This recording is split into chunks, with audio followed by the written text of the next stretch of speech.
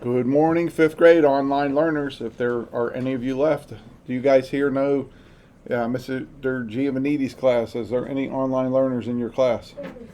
Brooke. No, Brooke's right there.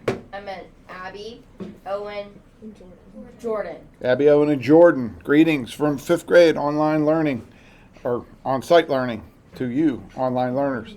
It's dress down day, so see me wearing not a button-down shirt today. Freddie and I are starting a club, the Umbro Club, right, Freddie? What? Never mind. Okay, energy flow is what we're talking about. We have a couple more lessons left, and then it will be summertime. By the way, online learners, some of you need to do your quiz. It wasn't done Friday, and I haven't checked since then, but please get it done. By the end of the day Friday, there was a few online learners that did not have their quiz done. And get those journal entries in.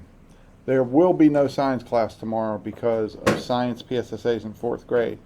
So you get a little break tomorrow. That'd be a good time to get caught up.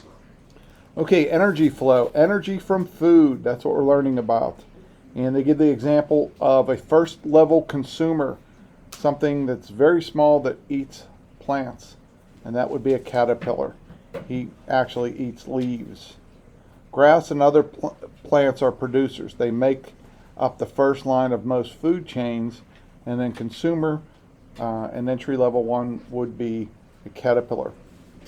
Would you like to make food from a gas in the air and water from the ground? You could do that if you were a plant. Plants are earth producers, as are algae and certain bacteria. A producer makes its own food from raw materials and energy. Plants and other producers use the energy of sunlight, changing it into chemical energy. Water and carbon dioxide combine into sugars and oxygen. Sugars are the food for the plant. Plants use some of the sugars to grow and store the rest in their tissues.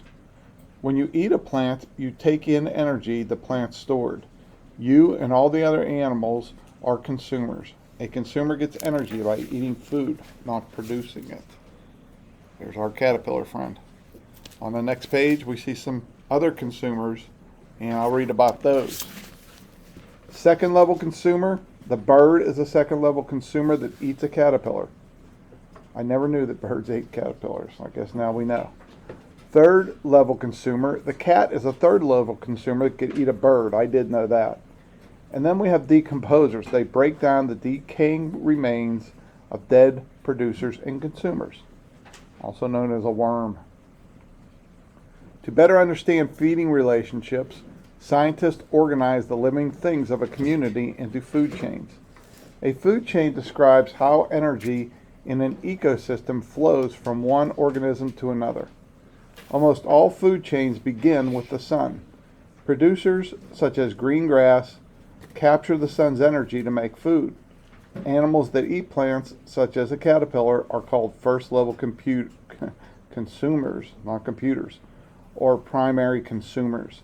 These animals eat plants and other producers. The birds are second-level consumers. They eat other consumers. The cat is a third-level consumer. Notice that all the consumers rely on plants. Without plants, there would not be a food chain. Which other consumers play a role in the food chain? If plants and animals die without being eaten, organisms known as decomposers will break down the remains. Decomposers include bacteria, some protists, and fungi, as well as earthworms and other small animals. They serve to return an organism's tissues back to the soil for new organisms to use again. In every ecosystem, different producers, consumers, and decomposers are constantly filling their roles in the food chains. You too are a part of the food chain. When are you a primary consumer? Are you also a second level consumer? Some things to think about.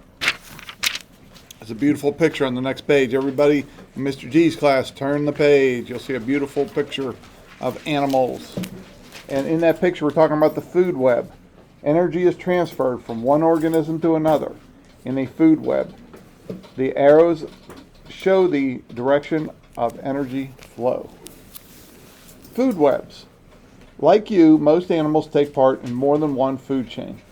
For example, do cats only Do cats eat only birds? No, cats also eat mice and fish. A food web shows how food chains combine in an ecosystem. Look at the food web on the opposite page. The algae, trees, and smaller plants are producers.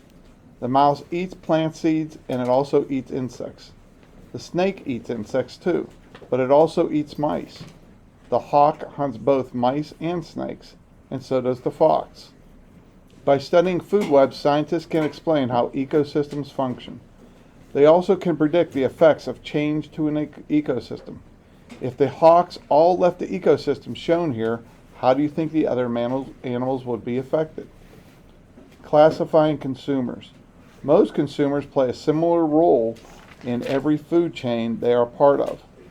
A rabbit, for example, is always a primary consumer. It is a herbivore, meaning plant eater. Other consumers are second or third level consumers. Examples include hawks and snakes. These animals are called carnivores. The word carnivore means meat eater. Many carnivores are predators, animals that hunt and kill prey. A few animals, such as bears, eat both plants and animals. They are omnivores. The prefix omni means all. If you eat both plant and animal products, you are an omnivore.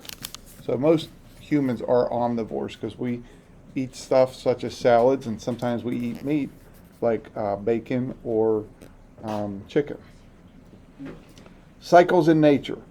Food chains and food webs show how energy flows through an ecosystem. Ecosystems have many other interactions too. For example, as you learned in Chapter 2, plants take up carbon dioxide from the air and release oxygen. Animals do just the opposite. They release carbon dioxide and take in oxygen. In this way, plants and animals provide one another with the gases each needs. Another important cycle is the water cycle. All living things need water. Water leaves Earth's surface through evaporation. It returns through rain, sleet, and snow. Nitrogen also cycles through the ecosystems. Nitrogen is a gas that makes up almost 4/5 of the Earth's atmosphere. All living things need nitrogen, but in a form different than nitrogen gas from the air. Fortunately, certain bacteria are able to fix nitrogen gas into a form that plants can use. Animals obtain nitrogen by eating plants. Bug-eating plants. Marshy soils typically have little fixed nitrogen. To get the nitrogen they need, some plants take an interesting approach. They eat animals. When an insect touches the tooth-like fingers of a Venus flytrap, for example, the plant closes its leaves over it. The plant traps insects, not for their energy, but for their fixed nitrogen in their bodies. I think we have one more page. Yes, one more page. Kind of a neat page here, too. Energy pyramid. What happens to the food you eat?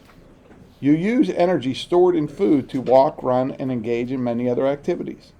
A lot of this energy leaves your body in the form of heat. Any leftover energy is stored in your body tissues.